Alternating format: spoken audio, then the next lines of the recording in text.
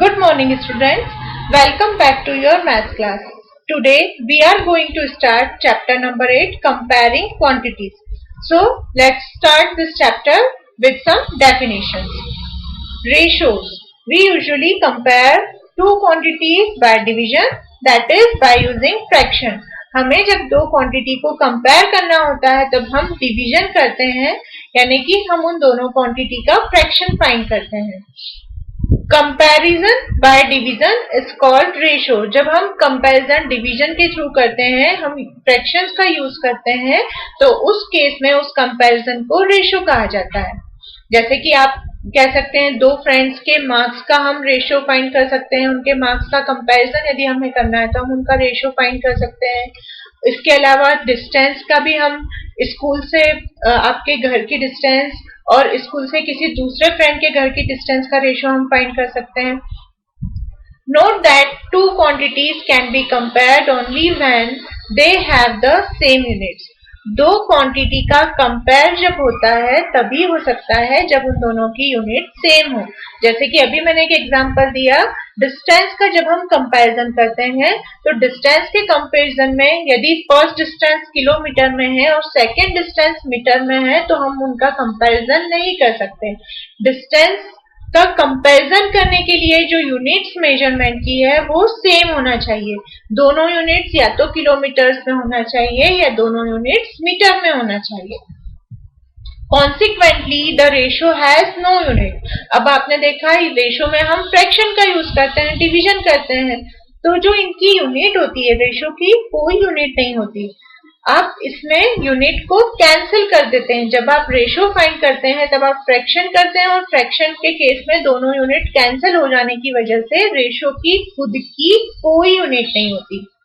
However, if the two quantities are not in the same unit, then we convert them into the same unit before comparison. और यदि kilometre, metre, ऐसा मैंने आपको बताया different units हो comparison में, उस केस में पहले हमें यूनिट्स को सेम बनाना होता है, उसके बाद ही हम कंपैरिजन करते हैं, मतलब उसके बाद ही हम रेशो फाइंड कर सकते हैं.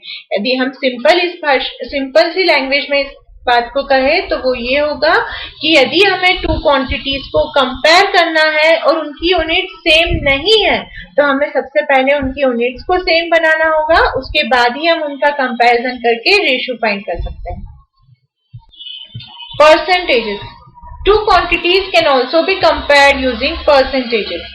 Bye percentage we mean a fraction where the denominator is 100. अब दो क्वांटिटी का कंपैरिजन हमने बताया, जब हम दो क्वांटिटी को कंपेयर करते हैं तो वो रेशो कहलाता है.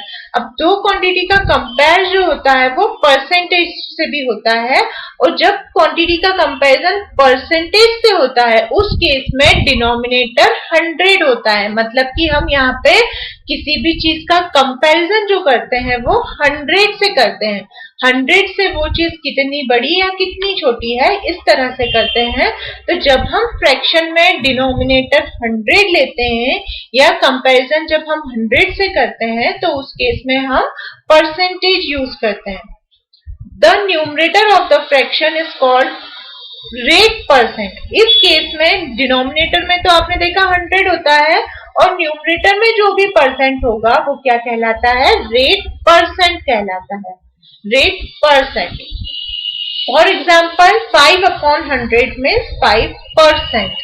यहाँ पे आप देख रहे हैं 5 एक फ्रैक्शन है, 5/100, अपॉन में 100 है, इसका मतलब कि ये क्या है, 5%. The symbol percent is often used for the expression percent. ये जो सिंबल है, इस सिंबल का यूज हम परसेंट के लिए ही करते हैं. To convert ratio into a percentage, we convert it into a fraction whose denominator is 100.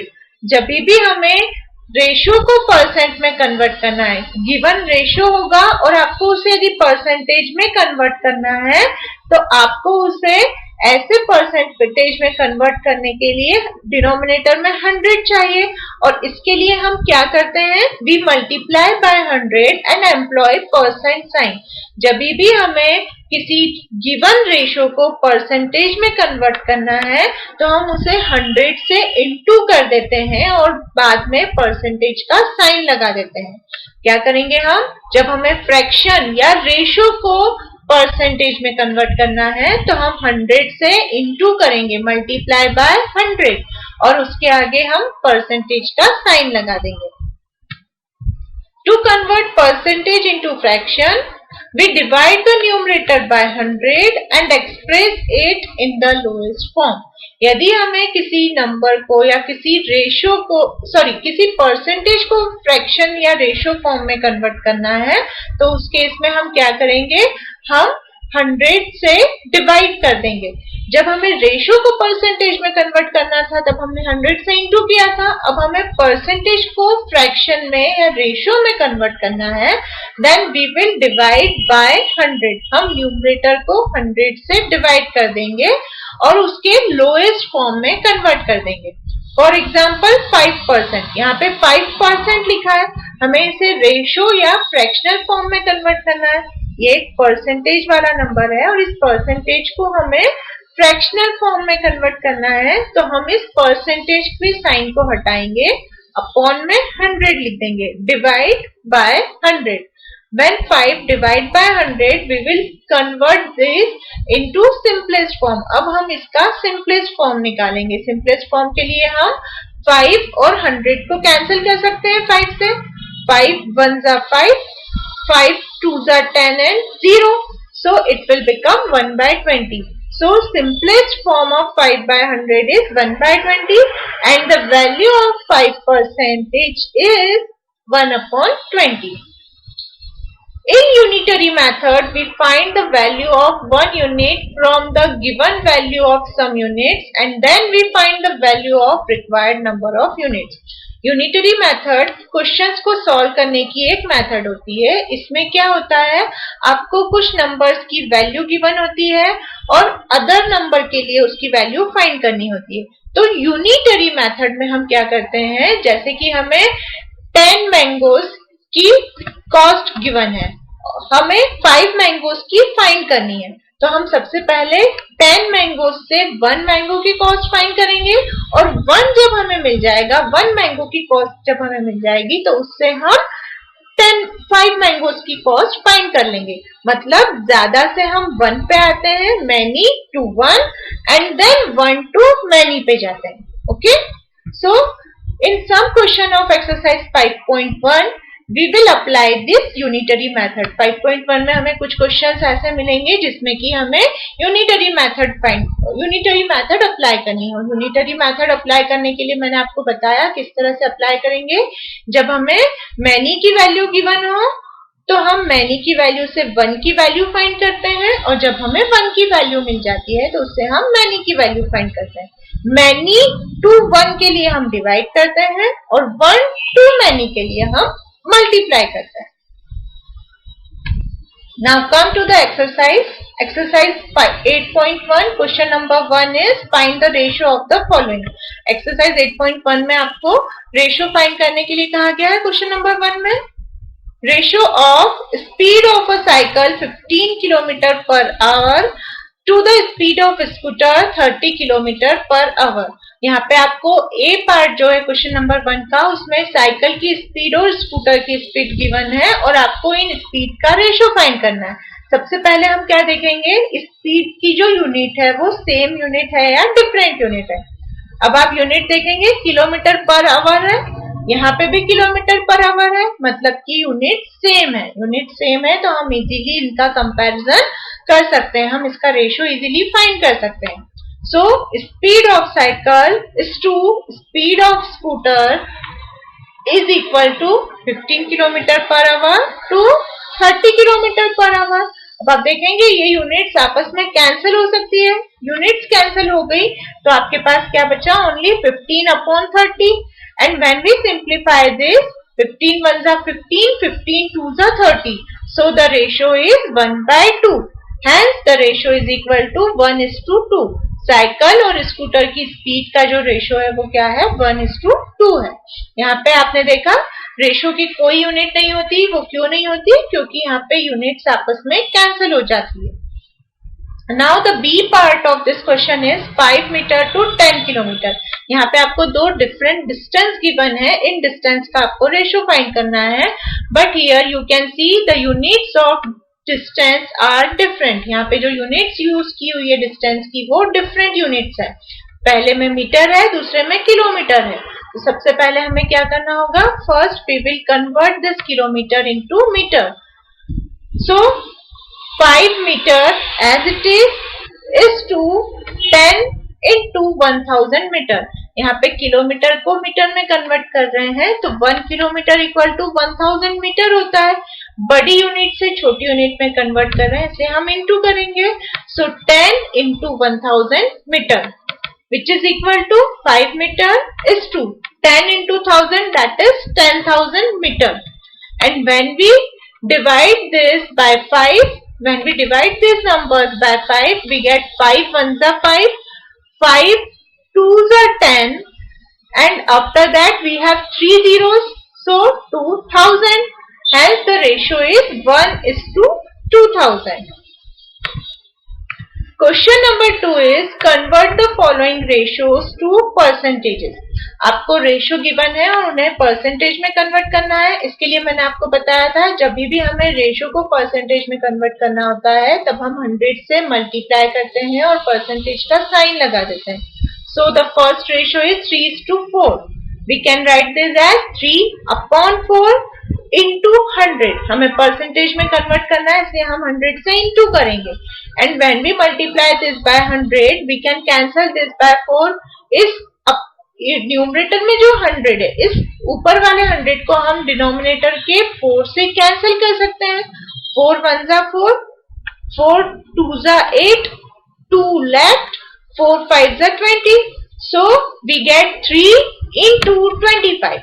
And when we multiply 3 and 25, we get 75. So the percentage is 75%. Next ratio is 2:3. So we will write this as 2/3 multiply by 100। इस 2/3 को हमें percentage में convert करना है, इसलिए हम 100 से into करेंगे। Now in this question you can see 100 is not divisible by 3। 100 जो है वो 3 से तो cancel नहीं हो रहा है। So we will multiply 100 and 2, which give us 200/3। यहाँ पे जब हम 2 और 100 का इंटू करते हैं तो हमें 200/3 मिलता है।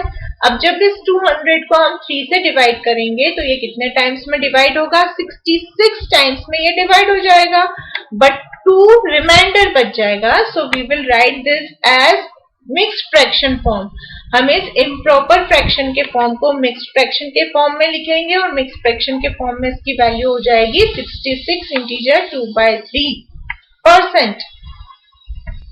Question number 3 is 72% of 25 students are good in mathematics. How many are not good in mathematics?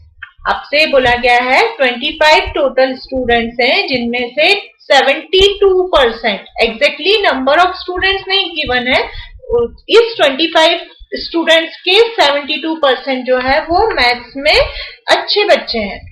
How many are not good in mathematics? तो आपको नंबर ऑफ स्टूडेंट्स फाइंड करना है जिनका मैथ्स अच्छा नहीं है।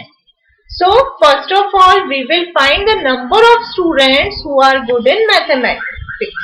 हमें सबसे पहले तो जो परसेंटेज दिया है इस परसेंटेज से हमें नंबर ऑफ स्टूडेंट्स फाइंड करना है जो कि मैथ्स में अच्छे हैं। So number of students who are good in mathematics is equal to 72% of 25। Now we will find the value of 72% of 25। हमें इस परसेंटेज की वैल्यू फाइंड करनी है। परसेंटेज की वैल्यू फाइंड करने के लिए मैंने आपको बताया था हम 100 से डिवाइड कर देते हैं। जब हम इस परसेंटेज के साइन को रिमूव करते हैं तो अपॉन में 100 आ जाता है।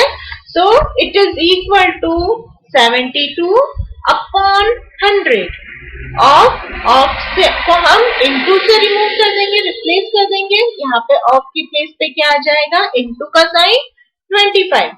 अब आप देख सकते हैं 25 से ये 100 कैंसिल हो रहा है, 25 1 जा 25, 25 4 जा 100 और 72 जो है वो 4 से कैंसिल होगा, 4 1 जा 4, 4 1 जा 4, 3 left, so number becomes 32 and 4 8 जा 32, so 18 is the number of students who are good in mathematics. 18 students ऐसे हैं जिनका मैथ अच्छा है. Now we can easily find out the number of students who are not good in mathematics. We can subtract this 18 from 25 to get the number of students who are not good in mathematics. हमें जब maths में अच्छे बच्चों के number मिल गए हैं कि कितने बच्चे अच्छे हैं, वो नंबर ऑफ स्टूडेंट्स हमें मिल गए हैं, तो हम जब इन्हें टोटल स्टूडेंट्स में से माइनस कर देंगे तो हमें वो बच्चे मिल जाएंगे जो मैथ्स में अच्छे नहीं हैं. So the number of students who are not good in mathematics is equal to total number of students, that is 25, minus number of students who are good in mathematics, that is 18. Now 25 minus 18 is equal to 7. So the number of students who are not good in mathematics is 7. Question number 4 is a football team won 10 matches out of the total number of matches that they played. यानी कि एक football team है, उन्होंने total number of matches कितने हुए वो नहीं हमें दिया गया है, पर उन्होंने जितने भी टोटल नंबर ऑफ मैचेस खेले हैं उनमें से उन्होंने 10 मैच जो है वो जीत लिए हैं. एक फुटबॉल टीम है, उन्होंने जितने भी टोटल नंबर ऑफ मैचेस खेले हैं उसमें से टोटल उन्होंने कितने वन किए, कितने जीते हैं, 10 matches. If their win percentage was 40, अब यहाँ पे 40 जो है वो परसेंटेज की वैल्यू है, उन्होंने कितने जीते उसका परसेंटेज हमें बोला गया है, 40% मैचेस उन्होंने जीते हैं. मतलब कि सपोज यदि उन्होंने 100 मैचेस खेले हैं तो 100 में से उन्होंने 40 जीते हैं. तो यहाँ पे 40 किसे डिनोट कर रहा है, percentage of matches that win by that football team. उस फुटबॉल टीम ने जितने मैचेस जीते हैं उसका परसेंटेज है 40. Then how many matches did they play in all. तो हमें टोटल नंबर ऑफ मैचेस कितने हुए हैं वो फाइंड करना है. Here we will apply that unitary method. मैंने आपको यूनिटरी मेथड बताई थी जिसमें हम मैनी टू वन और वन टू मैनी फाइंड करते हैं. तो यहाँ पे हम वही मेथड अप्लाई करके इस क्वेश्चन को सॉल्व करेंगे. यहाँ पे हमें क्या बोला गया है, 40% मैचेस उन्होंने जीते हैं. 40% मैचेस जीतने का मतलब क्या होता है, 40 matches the team one out of 100 matches. मतलब कि यदि टोटल 100 मैचेस हुए होंगे तो उसमें से उन्होंने 40 मैचेस जीते हैं. तो यहाँ पे मैनी टू वन फाइंड करेंगे. 40 मैचेस आउट ऑफ 100 है ना, उन्होंने 40 मैचेस जीते हैं टोटल कितने में से, 100 में से. तो मैनी टू वन जब हम फाइंड करते हैं तो हमें डिवाइड करना होता है. So one match was one out of 100 upon 40. Many to one पे आए, मैनी टू वन के केस में हम डिवाइड करते हैं. So we will divide 100 by 40. Now we have to find out when the number of matches that won is 10. हमें total number of matches कब find करना है, जबकि जीते हुए मैचेस की संख्या 10 हो. तो अब अगेन हमें वन टू मैनी पे जाना है, वन टू मैनी पे जाना है और मैनी की वैल्यू कितनी है इस बार, 10. मैनी की वैल्यू 10 है तो 10 matches the team will one out of 100 upon 40 into 10. अब यहाँ पे देखिए 100 अपॉन 40 जो था वो तो एज इट इज रहा, बट 1 से अब हम 10 पे जा रहे हैं, मतलब 1 से मैनी पे जा रहे हैं. तो इस केस में हम इंटू करेंगे. So 100 upon 40 into 10. अब आप देखेंगे ये 0 से ये 0 कैंसिल हो जाएगा, 10 के 0 से 40 का 0 कैंसिल हो गया. डिनोमिनेटर में ओनली 4 रिमेनिंग रहा. जब हम इस 100 को 4 से डिवाइड करेंगे, so 100 upon 4 is 25. So the total number of matches are 25. Hence the total number of matches played by the team is equal to 25. Students, in this class we have completed exercise 8.1. In next video class we will continue this chapter with exercise 8.2. Till then, take care. Thank you.